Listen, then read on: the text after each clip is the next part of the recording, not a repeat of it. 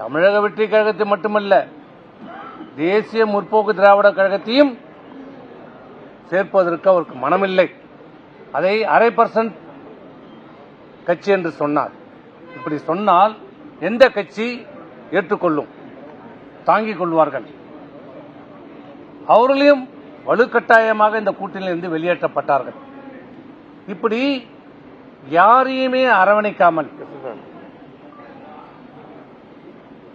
Doctor Krishnasamy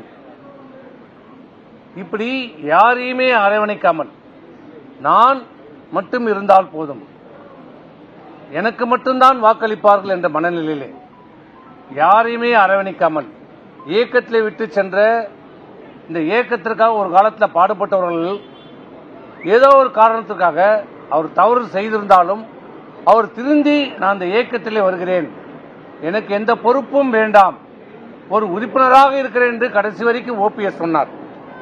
அவர் திராவிட முன்னேற்ற கழகத்தில் சேருவதற்கு முன்னால் கூட சொன்னார், என்னை அனைத்து இந்திய அண்ணா திராவிட முன்னேற்ற கழகத்திலே ஒரு உறுப்பினராக என்னை இணைத்துக் கொள்ளுங்கள் என்று சொன்னார். ஆனால் அதையும் ஏற்றுக்கொள்ள மறுத்தார். நான் சேர்க்க மாட்டேன், எந்த காரணத்தை கொண்டும் அந்த 4 பேரை நான் சேர்க்க மாட்டேன் என்று சொன்னார்.